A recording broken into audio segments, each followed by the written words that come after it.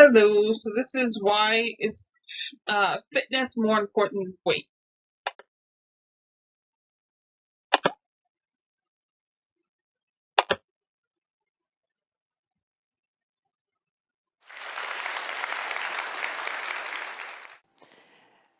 A 2012 study found that the average British woman spends 17 years of her life on a diet.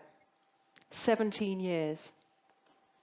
A 2013 study by the National Institute of Health Research found that 25% of 13-year-old girls regularly skip meals to maintain a thin appearance.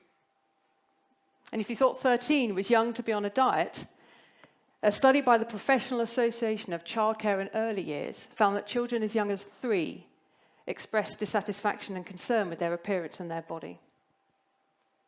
Our mirrors are ruining our lives and that of our children, and that has to stop now. Let me share with you a little story. A few months ago, I went to see a show called Circa on London's South Bank. It features 6 acrobats, male and female, and they perform for about 75 minutes. And during this show, you witness the most incredible feats of athleticism, strength, and bravery. And when the show had finished, something struck me, and it actually had nothing to do with the stunts that I just witnessed. It was to do with the acrobats' physiques. Some of them were very outwardly muscular, some had a layer of fat over their abdominals, and some of them even had puppy fat on their inner thighs. All very ordinary stuff, but from people doing the most extraordinary things. And it struck me then that we've got things wrong. For many of us, the pursuit of a perfect body means we've forgotten about what's really important, and that's the health of our bodies on the inside. We praise people for their skinny appearance, ignoring the fact that potentially they've got there through a very unhealthy and restrictive diet. What if we moved our focus to what we can achieve with our bodies, rather than what they look like? What if we moved the focus from fatness to fitness? Good physical fitness is important for many reasons. We know this. It can protect against injury, and it strengthens our immune system. It also means we can play sport, take part in daily activities with our kids, and socialize in a really healthy setting. It also makes everyday things easier, like shopping, taking the stairs, walking. And not only do those everyday things become easier, but we feel stronger and better equipped to try new things. And that's partly because exercise can be very enjoyable, but it can also take you into your discomfort zone. And I think that's a healthy place to be sometimes. I personally take myself into that discomfort zone in a big way, 3 or 4 times a year, because I think it makes me more mentally, physically, and emotionally resilient. When I became very fit, my world literally expanded. And that's partly because I used exercise to help me through a very dark and difficult time in my life. In March 2012, I was treated for alcoholism, and exercise became the very cornerstone of my successful recovery.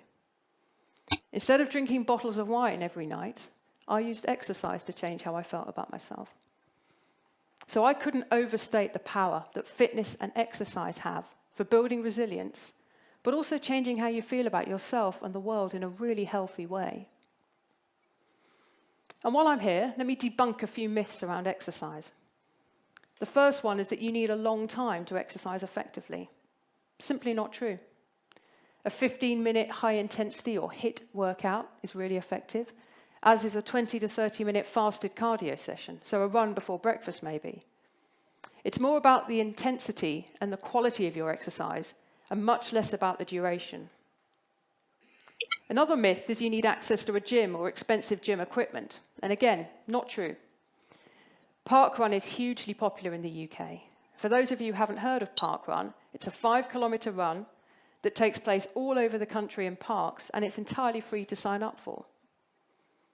It's also very possible to do an effective workout in your hotel room or at home, using only your own body weight or furniture as props. And let's not forget our daily commute. Consider walking wherever you can. This may take a while to get your head around, but it requires approximately the same number of calories to travel 1 mile on foot, irrespective of your speed. So in other words, you burn roughly the same number of calories, whether you walk or run. But the efficiency, of course, comes in how quickly you'll get to your destination. So walking is a great way to strengthen your bones and joints, maintain good heart health, and burn calories. So what's not to love?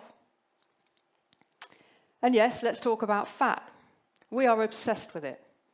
Avoiding fat in our food, avoiding fat in general. Fat, we are told, is bad. And indeed, too much fat is bad. It can cause metabolic conditions and poor heart health. And obesity affects 1 in 4 children and 1 in 3 adults in this country. So too much fat is definitely a bad thing. But how we measure body fat has come under dispute. BMI, which is a very popular method, isn't as accurate as you might think. And its correlation with body fat can depend on your age, your race, and your gender.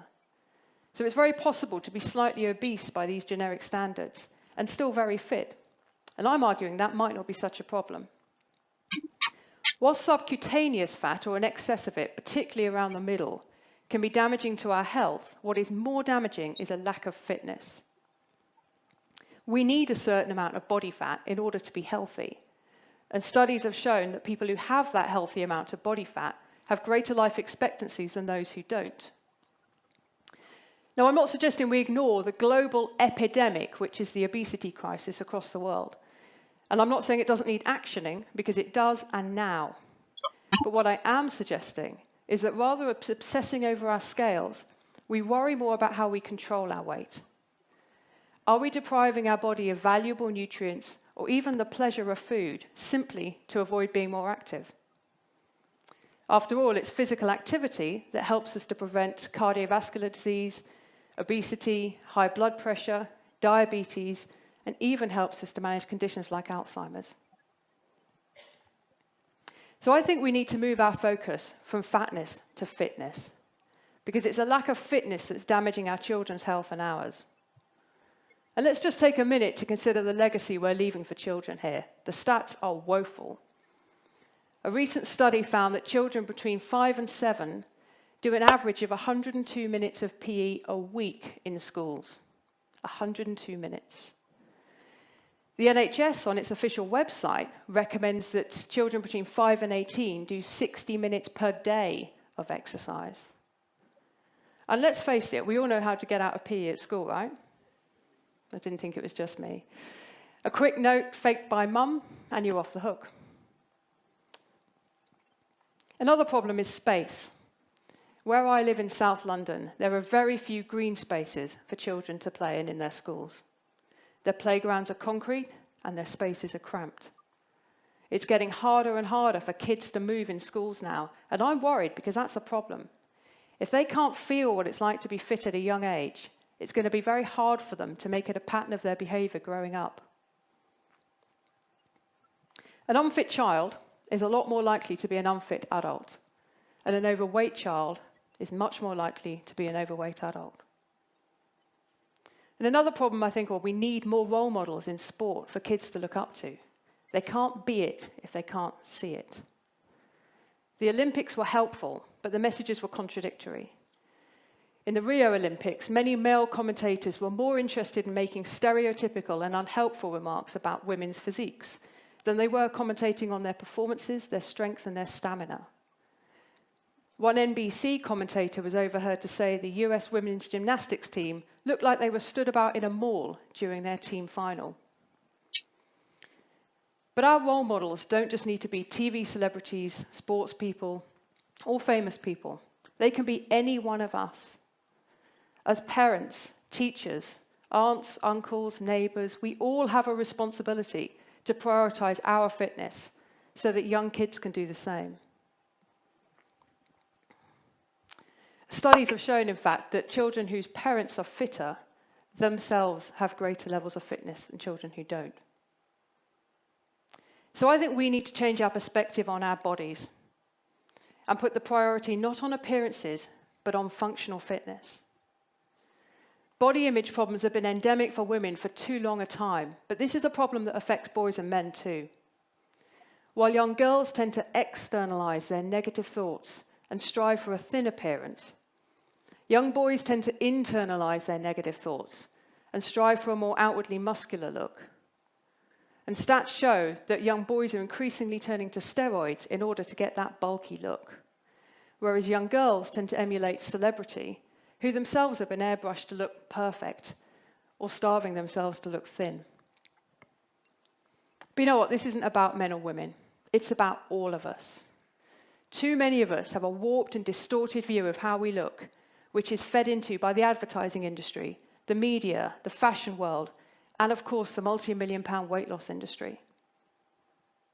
We need to be much less critical of ourselves and of others. And instead of making our goal a perfect body or a perfect dress size, whatever that means, it should be about getting more active. Let's reconnect with our bodies in a primeval way and make fitness something that we all do because of how it makes us feel. Perfect doesn't exist, but happy and healthy does. Thank you.